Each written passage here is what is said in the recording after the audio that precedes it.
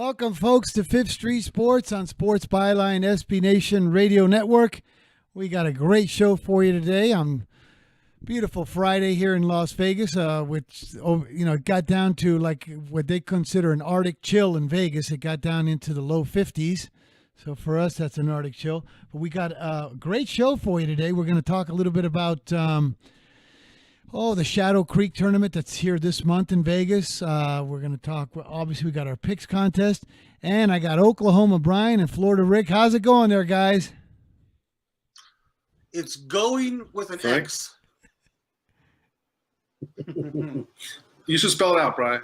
Spell it out, please. You're the better speller than me. You spell go with an X. How does that work out? I know there's a lot of vowels in there. G-E-A-U-X would be the appropriate spelling. There we go. So we are going to Baton Rouge here this afternoon. Going to the LSU Alabama game tomorrow. So pretty pumped about that. Now, when you guys go there on your travel plans, do you have your hotel, everything already booked and ready to go? Yeah, that's funny that you mentioned that. I was stressed about that. We actually found rooms in Baton Rouge for Saturday night. That was the big stressor because there was almost nothing available. So I think we're going to wing it the rest of the time. We got the critical rooms booked. We're going to go to the Saints game the next day. That should be a lot of fun. But rooms are easy to come by in the Big Easy. Not so much in Baton Rouge. Do they gouge you over there, knowing for these big events? Do they like Vegas? They increase the prices? Yeah. Just like really crappy, sea-level hotels are going for $500 a night in Baton Rouge. But I found kind of a sleeper one that had no inventory and then had a couple rooms come open, and we got I'd say like a decent hotel for about $150. So now, obviously, when you guys go there for these big events, you get ready for the whole. Do you do the tailgating, hang out, get the whole atmosphere in there? A little bit too old for prolonged tailgating, but yeah, a couple hours of tailgating. I also hate to miss games on TV, so it's like torture to get me away from a TV on a Saturday. So I'll probably minimal tailgating, I would say. All right, guys, listen, when we come back, Oklahoma Brian and Florida Rick are going to tell us all about their experience they're going to have down there in Louisiana. We'll be right back. Fifth Street Sports. Stay tuned. We got a great show.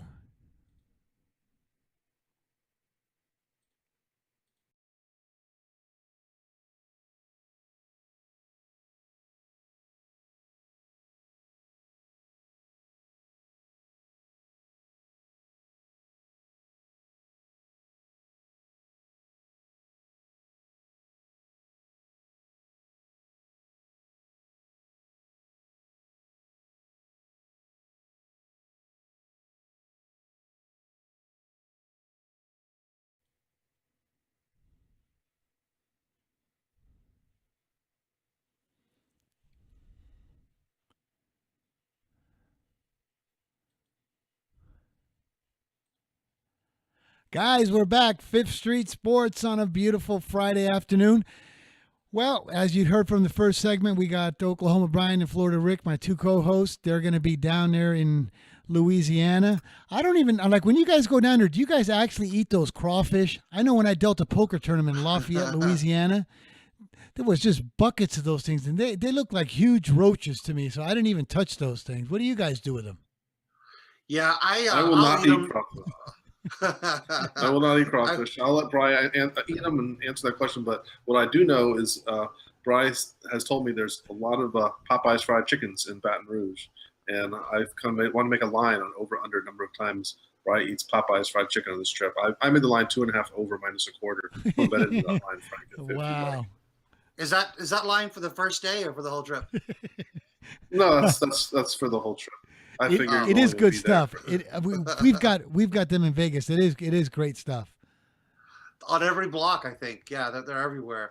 And yeah, the crawfish does get a little bit crazy. I know. So I actually bought a bunch of rental houses there in Baton Rouge a few years ago. And when I was kind of going through and looking at them, it would crack me up because when you would walk into people's homes, you know how like in a normal house, in the dining room, you might see like a china cabinet, or different things you'd see in traditional American houses.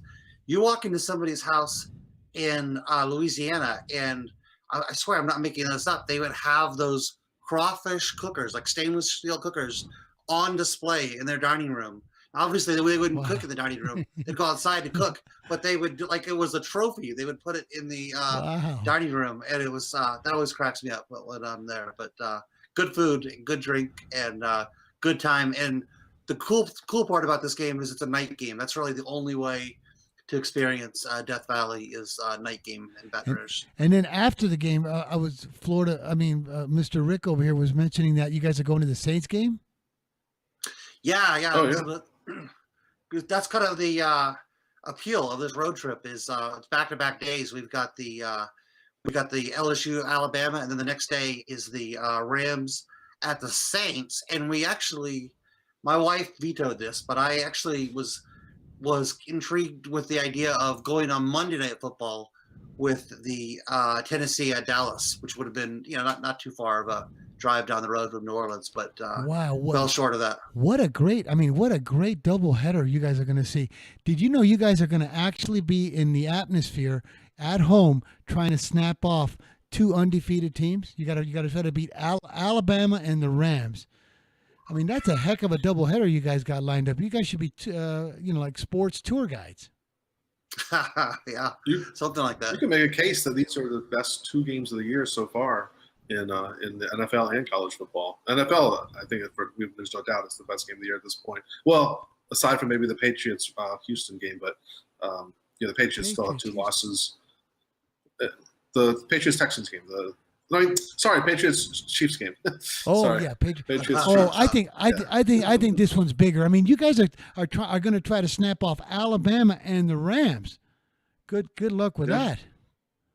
Yeah, and if things go well, Frank, maybe you'll want to come with us in 3 weeks. We're going to go to Mexico City and see the Rams and the Chiefs. What do you think about that? Well, if I can make it, I may be in Israel. Then I got a trip from the church that they gave me to go down to Israel. But I would love to do that. The last time I was in Mexico City, though, my plane when my plane took off, the earthquake actually happened 20 minutes later because the pilots were letting all the passengers hand out their iPads for all their loved ones. That huge earthquake, that's when that happened. I barely got off the ground. So Mexico City doesn't have really great memories for me, but I mean, I'd go with you guys. I'd go with you guys to Vietnam if you guys wanted to watch a badminton championship there. Well, I was going to ask you, who's with the Israel trip? Who's playing in Israel? Who's playing in Israel? Yeah, like what's the game that you're going to? Oh, see, that's when, if I can possibly pull this off, is going to be 2 weeks, 10 days that I'm going to actually detox. I'm going to be laying in the Dead Sea, just sitting there floating. Because, you can float in the Dead Sea because if there's nothing in there, it's all salt. The water's so heavy you can actually lay there and float. I'm going to sit there for 3 or 4 hours, put that beautiful mud and that salt on me, just walk around, see all the holy grounds, all that stuff. I don't think you guys can get a radar fix on me for 10 days. But I need it, believe me. Here at Fifth Street. So it's kind of like the opposite of your trip. I'm going to relax, lay in the water. You guys are going to see LSU, Alabama, Rams, Saints, drinking, crawfish. Well, I mean, it's the opposite. My trip's the opposite of yours. There will be no beads in Israel, I'm guessing, right? No. But you know what? I mean, I hope they at least got internet. I mean, where you can, like when you go to Thailand, you can't actually log into gambling sites. What? Yeah. That's good. How about Saudi Arabia? And forget it in Saudi Arabia. Like there's no gambling. There's no gambling. No, it's 2018. I have a hard time believing Vegas Frank doesn't have a VPN on his laptop. I know, but let me ask you a question. Let's say that you got to Saudi Arabia and at the airport and everywhere, even translated in English, they said no gambling sites allowed under the penalty of the whatever they are, the prince or the whatever they call those guys with the red turbans, right? Right. No, you're not allowed to log into any gambling sites. No, nothing. Do you get to your hotel room there in Saudi Arabia and say, "Oh, what the hell? Let me go on my VPN"? First, I put that little I put the do not disturb sign on the door, and then I put that extra little lock that flips around, and then the extra deadbolt. Then I look around, and then I got action. Then I'm betting because that would really be. I mean, for sure. there's a lady she just got freed after 10 years. She was a mother of 5 kids. Just because she mentioned some derogatory word, not really intentional about Mohammed, she was under the death penalty for 10 years for saying something just off color about Mohammed. So if you guys actually seen in your hotel room, in the lobby, in the bathroom, do not log into gambling sites, this and that. I mean, do you guys really have the needle in that deep that you would actually log into a Saudi Arabian VPN, knowing what the consequences would be? Heck yeah! By the way, that was Pakistan with the. Okay. It was Pakistan. You're right. You're right. But speaking of disparaging the world's religions and needles, I can tie that together. It reminded me in the last show yesterday when we were talking about taking the needle. This is one of my favorite stories. There used to be a quarterback at Missouri that was a Jehovah's Witness, right? And it was cool because we knew a guy that knew the trainer there, and this guy was their best player, right? Rick, do you remember his name? The Missouri quarterback about 7-8 years ago that was a Jehovah's Witness. No, I can't off the top of my head. No, I know who you're talking about, but I don't remember his name. Well, he had to have that indentation in his forehead, right? What is that? No, on the Jehovah's Witnesses, they all have that because they're used to everybody going to them, get off my porch, get off my porch. So they have that. They have that little indentation in their forehead. So we're gonna have nobody left to watch the show. I think we put after Mormons yesterday. No, we're not saying nothing. But while we're on Jehovah's Witness, anyways, it's a good story. So this guy, because he was a Jehovah's Witness, he could never take a needle for pain. He could never, and he had broken ribs, and he would show up on the injury report every week. And people always assumed this guy was going to play because it was a pretty benign injury. If you just take a local anesthetic in your rib area, but he couldn't take it. And we knew that there was no way he was going to play. And the team knew there was no way he was going to play, but they didn't want the opponent to know. So, they put him like he was questionable or probable, but we knew this guy was never going to play. And it went like 4 weeks in a row. The guy missed, and the huge line moves at post time when the rest of the world would figure it out. Wow, you guys! I mean, you guys even handicap like religious beliefs and things like that. Yeah. You got to factor it all in. Unbelievable! Wow. That's right.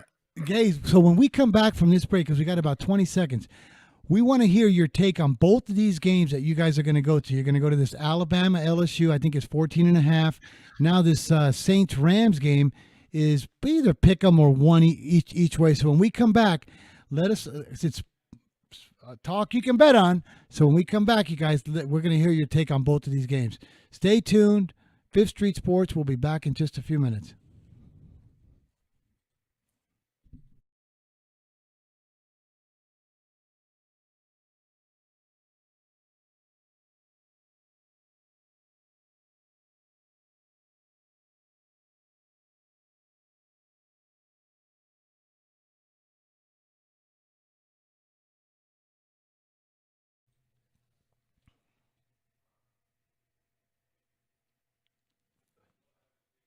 Okay, guys, Fifth Street Sports. We're back here now, and we're talking to Oklahoma Brian and Florida Rick, my two co-hosts.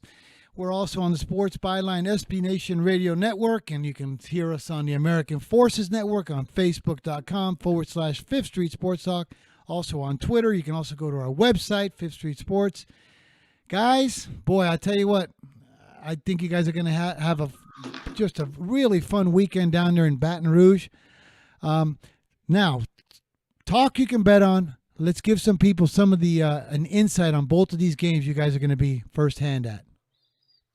Let's start off with the college game first, and then we'll talk about NFL, because the NFL, in my opinion, is a classic teaser game, even though the total is a little bit high. But I think we disagree on this game, Rick. I tend to like Alabama because I think they're going to get off to a good early start. I know there'll be some interactive equity, live value on Alabama. So I'll throw it out there. I like Alabama. I don't like laying 14.5, but I laid a little 13.5 on Monday, and I'm hoping to maybe lay some 14 by game time. But what's your take on the game, Rick? Okay, we've discussed this game since Monday, and I know Frank and I line up on the same side here. The more I think about it, the more I actually do like LSU here, getting 14.5 at home on this just incredible atmosphere of 105, 106,000 people, all dressed in yellow and blue or gold and blue, and it's just screaming top of their lungs. It's going to be Alabama just wants to get out of this game with a win. I'm not even sure they're going to do that, but if they do, I think they're going to win by field goals, maybe a touchdown, maybe even 10 points, maybe 11. But I don't see LSU getting blown out in this game. And I know Alabama has started off every game this year with a touchdown and 8 for 8 in their first drive touchdowns, and just pretty much gone wire to wire in every game. This is a whole different spot. They're going to Lions Den here.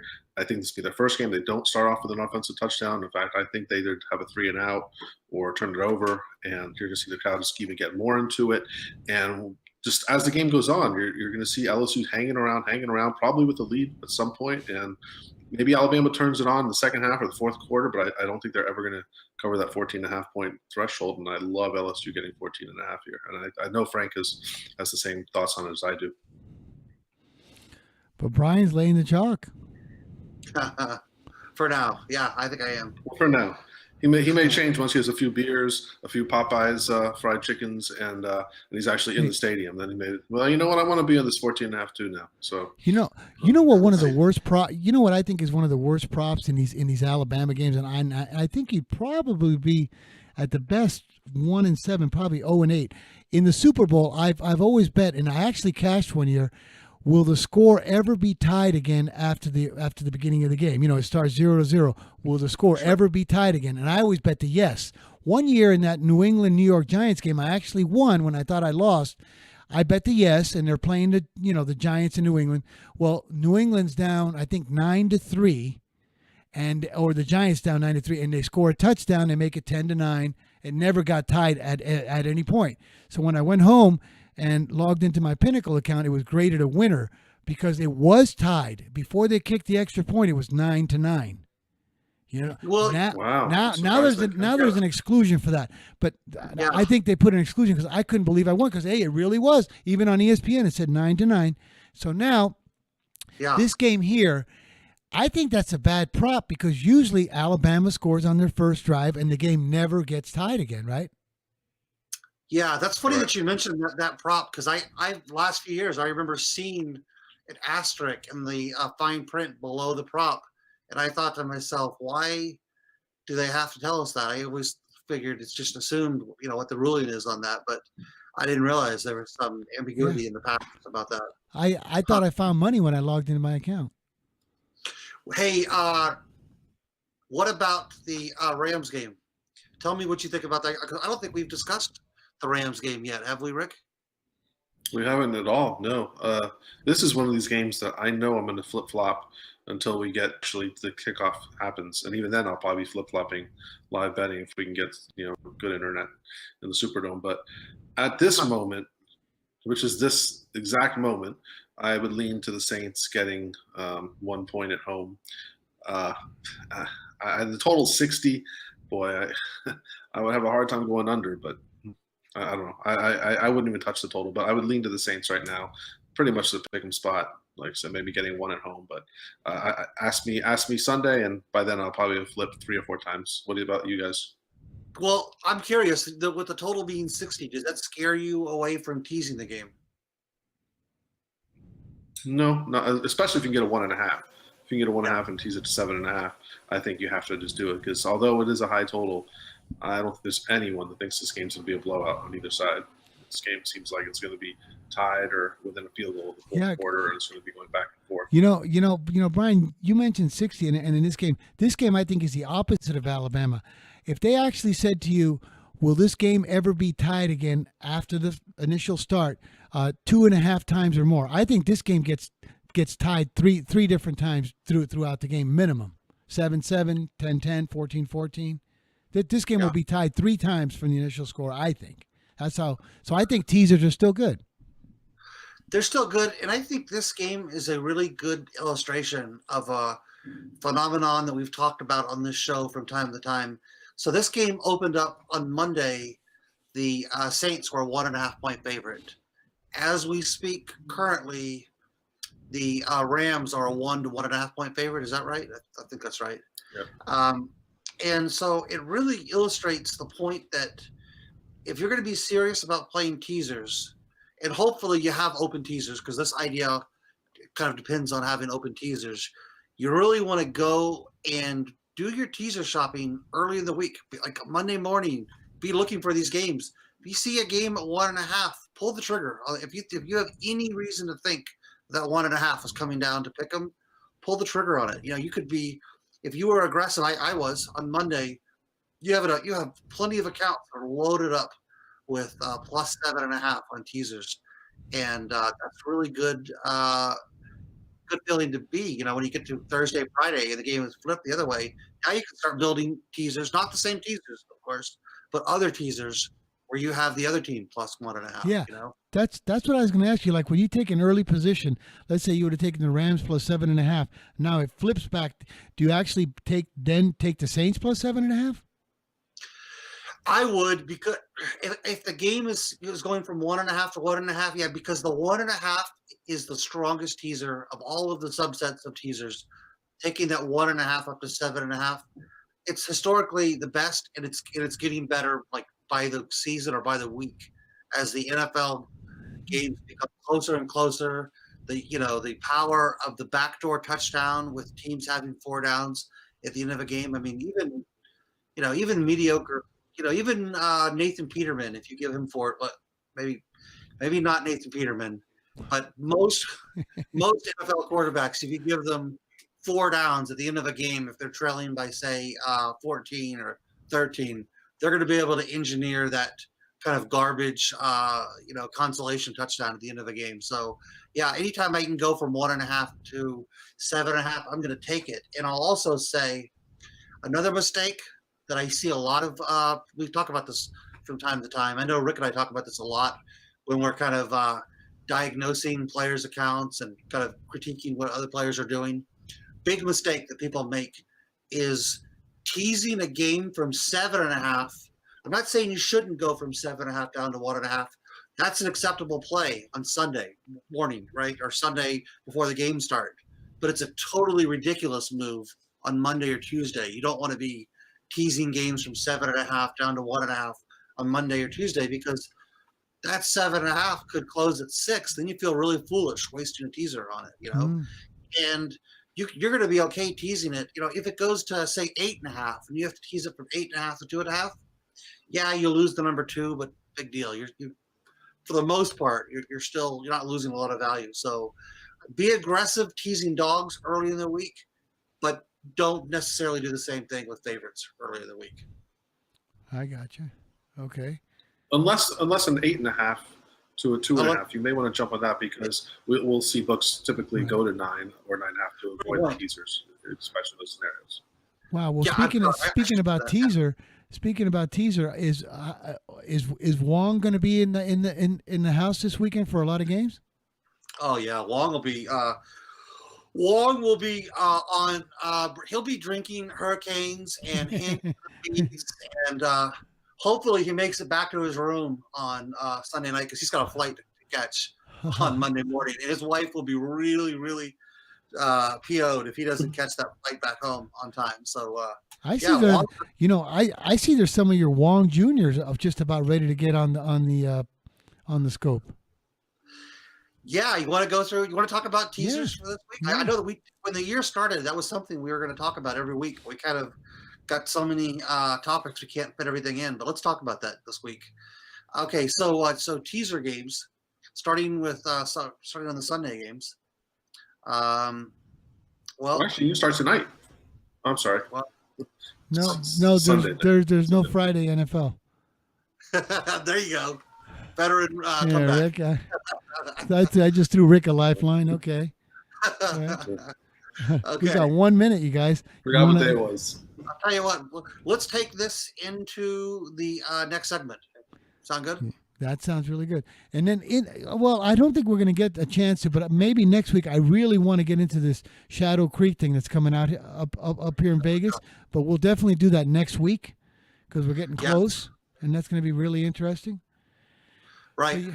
So, so when we come back, let's get a list of our Wong and Wong Juniors that are going to be in the house because it should be a really big weekend for those on that. And then, boy, the way they're flip-flopping, Brian, I mean, well, you guys, when we come back here, it's time for a break. Fifth Street Sports will be back in just a few minutes. Don't go anywhere. Contest coming up.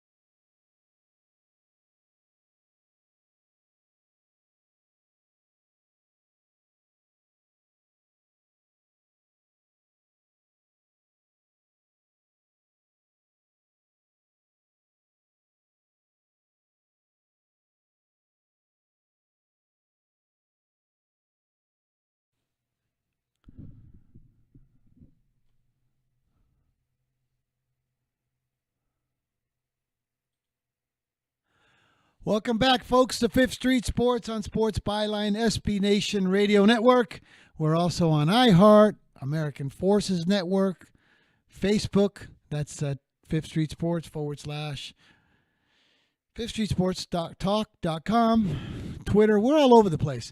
Guys, as we finished the last segment, we were going to get into Wong and Wong Juniors this week. We got to kind of go fast because we got the contest and then all these Wong games coming up. So, Brian or Rick, start us off with Wong Mania. Go ahead. Light this candle, Rick. All right. Well, the first game that I think we're going to Wong the hell out of is game 453 KC, which is 8. We'll Wong that one down to 2. Hopefully it doesn't go back up to 9 to prevent the teasers, but I think for now we're pretty set on 8. Maybe go to 7.5, doesn't really make a difference, but we're going to Wong the hell out of that game with a bunch of opens and some ones that we're going to discuss right now as well. I think 455 Pittsburgh looks like that one's surely going to 2.5, so we'll Wong that thing up to 8.5 as well. What do we call 455 Pittsburgh from 3 to 9, Frank? Wong Jr.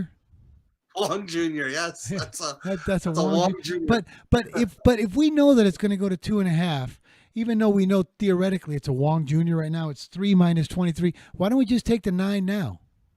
Exactly. Yeah. Especially if we have an out where ties reduce. Yeah. Might as well, right? Yeah. Sure. Totally. Okay. Rick. Now, if the next, I was just gonna comment on this. If it goes to 2.5, so we have our traditional Wongs and our Wong Juniors. We also have a third category that we use selectively called the reach around job. And that's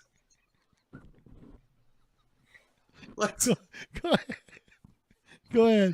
Okay. What did I say that was funny? No. I don't get that. How do you reach around in football? I know. Okay, go ahead. Go for it. Let's do the reach around. Here's how that works. If it's the Ravens, if the Ravens go to 2.5, if you want to cross through 0 and get them to plus 3.5, right? That's a reach around special. And now it's mathematically not the most ideal subset, but if you really like that side and you think it's good, it's an optimal use of numbers and points. So it's a selective one. It's also one that I recommend on Sunday night and Monday night because you can imagine the build up here. Reach around job on Sunday night. And the reason is, the payoff is because you can hedge against it, right? If you have that final leg of plus 3.5, you can build yourself, like say, a pick 'em to 3.5 middle on that final leg. Yeah. So highly advised. What happened with us? On the Saints Vikings game. On the Saints Vikings game, that's exactly what happened to us. Yeah. Yep, that's right. Yep. I like that. I like that strategy. All right, what's the next one? The next one looks like a full Wong, right? Atlanta. Full Wong. Yep. Atlanta's a Matt full Ryan. Wong.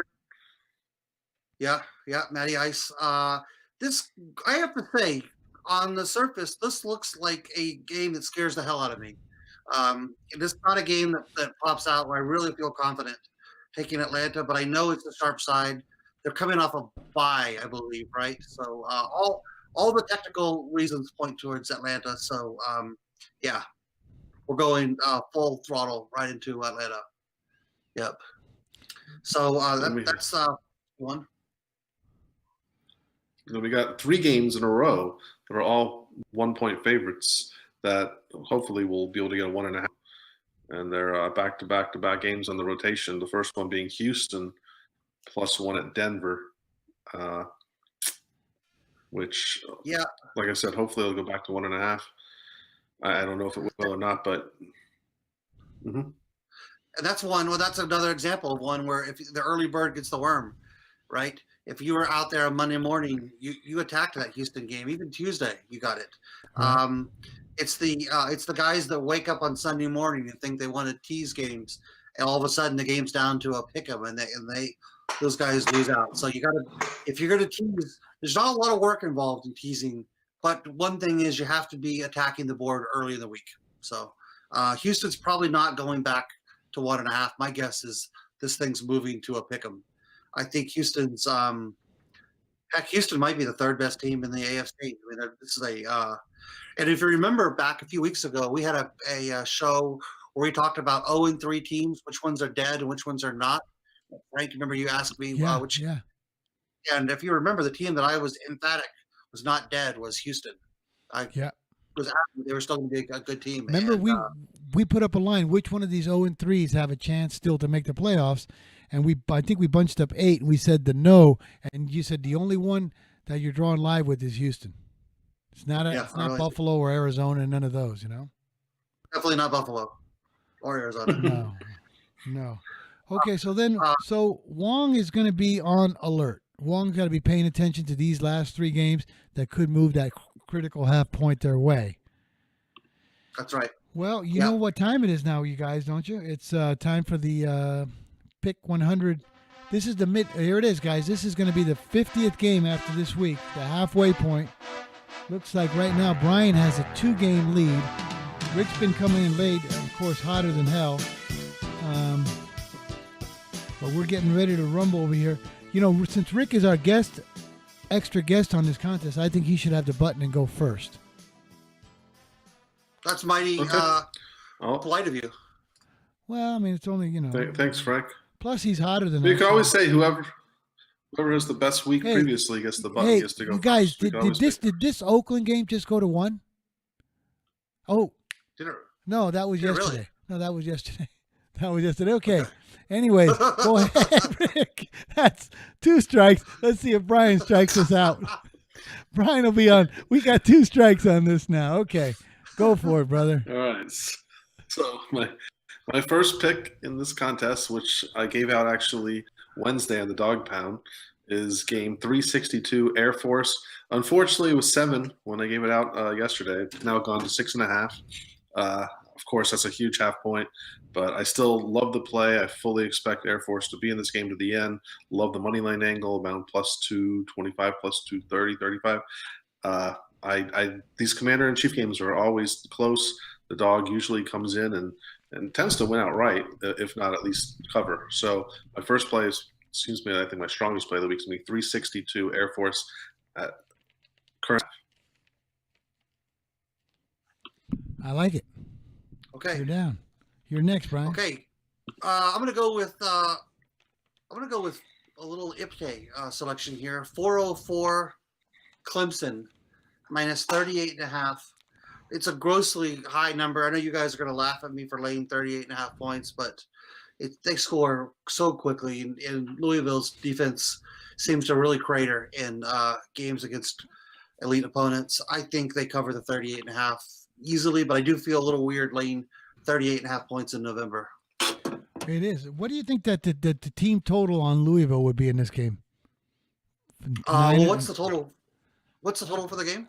I don't know what the total is in the game, but you could just bet under the Louisville team total. How much? Louisville team total will be 11. 11? He can calculate. He can calculate team totals quicker than any human that's ever lived.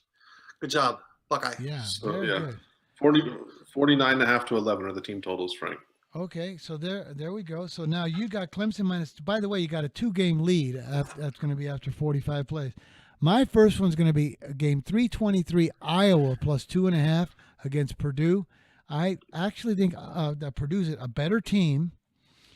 I mean, excuse me, that Iowa is a much better team than Purdue, getting 2.5. I mean, everybody's still on that Purdue hangover, I think, with against Ohio State.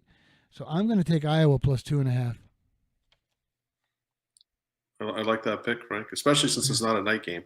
I love the fact that it's a day game at Purdue. You got a much better team going, on the road, but you got the points. I don't think they're going to make as big a deal about the kid with with cancer as they will the Ohio State game. I think Purdue's or Iowa's very good to play this game. Thank you. You're handicapping the cancer kid. Is that wow? I think you got to throw that in the angle. I mean, we go to Mormons, Jehovah Witnesses. Right, I mean, no, but check this out: Mormons, Jehovah Witnesses, Saudis, Pakis. Now we're going to St. Jude's. My goodness. Okay. that was a low blow. Very. Okay. Well, I didn't mean in any bad sense. Oh, I just don't think it'll be as. Oh, you guys, we got 4 minutes. The producer Andrew just told us we got 4 minutes, so we got to rip these off. All right, okay, I won't give that much of an explanation. I am up next, and my next game is going to be tonight.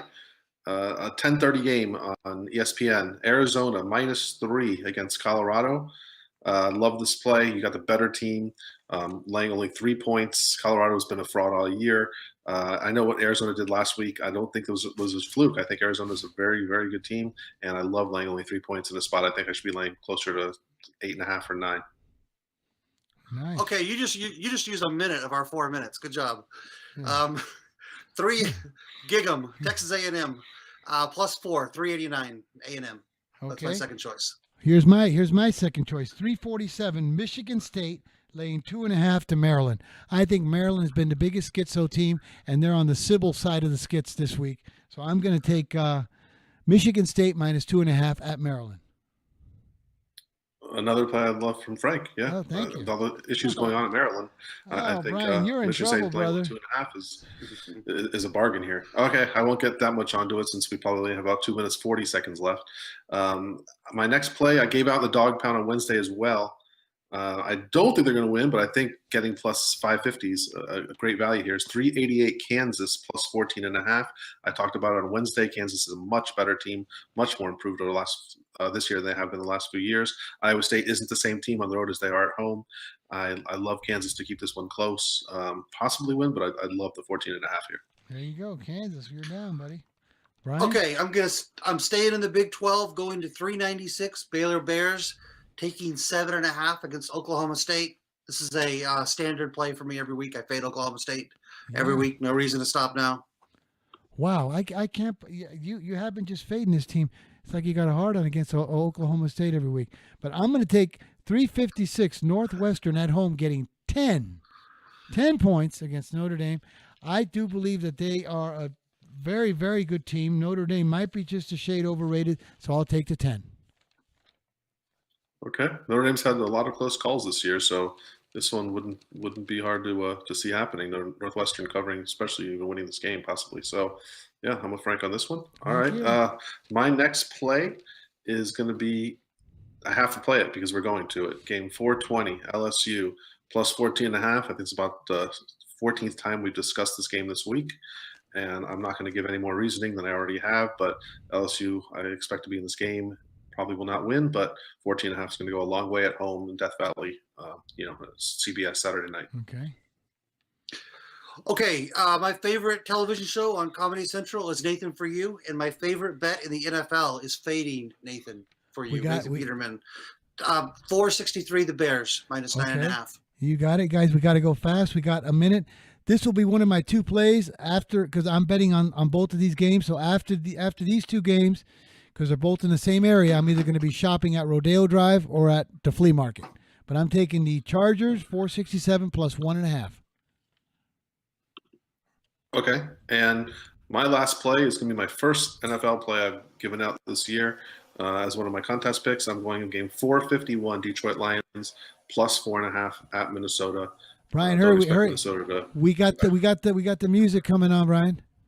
Okay, 471 cheese Packers on my head, plus 6 at the Patriots Sunday night game. Final play, final answer. 469 for me, the Rams plus 1.5. Thanks for listening. We appreciate you. Fifth Street Sports. Have a beautiful weekend, and we will see you Monday, 1 p.m. Pacific. Done?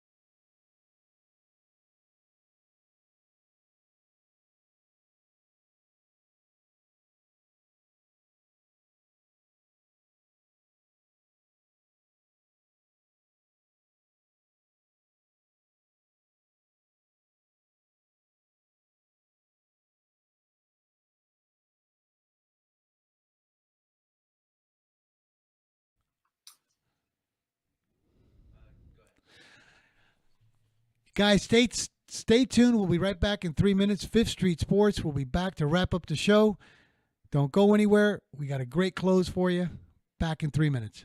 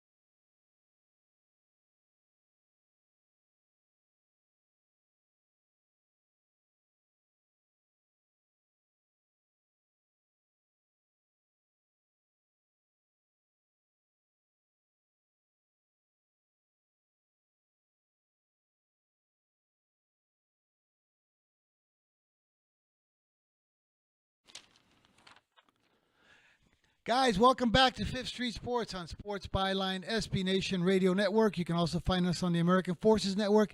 Listen, we wrapped up the contest here on the last one. We got only a few minutes because, it's our last segment. Guys, it's Friday. They want some of these NBA selections.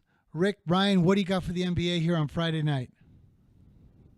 There's one play I have my eye on, and currently the line is Golden State -11 going up against Minnesota and the corpse of Derrick Rose. I know Rose just scored 50 points, and he probably won't score 50 points the rest of the year. And Minnesota's being overvalued at the moment. Somehow, this was similar line that they just played a couple nights ago. It's a full New Orleans roster. I think Golden State wins this game going away. If you had access available, use them. And I love Golden State -11 and maybe -12 by the time you get it. But I love Golden State as a favorite here. I'm not a big favorite guy, but I think they win this game by 25, 30 points. Brian, what do you got, NBA? I actually am going to pass on the NBA. I don't have anything I like tonight on Friday night. What about college? Do you have anything you like in college, Rick? Well, I gave out the Arizona play in the contest. Right. The only other play which I would tend to lean towards tonight is the Pittsburgh game 315. Another dog pound play that we gave out. Pittsburgh 315 plus 7.5 against Virginia. I really like Pittsburgh here to cover. Good chance of winning this game outright. I think you got equal teams. They're going on the road, but I love the fact you're getting 7.5 here in a game that I think should be more 3.5, 4.5 line. Wow, there you go.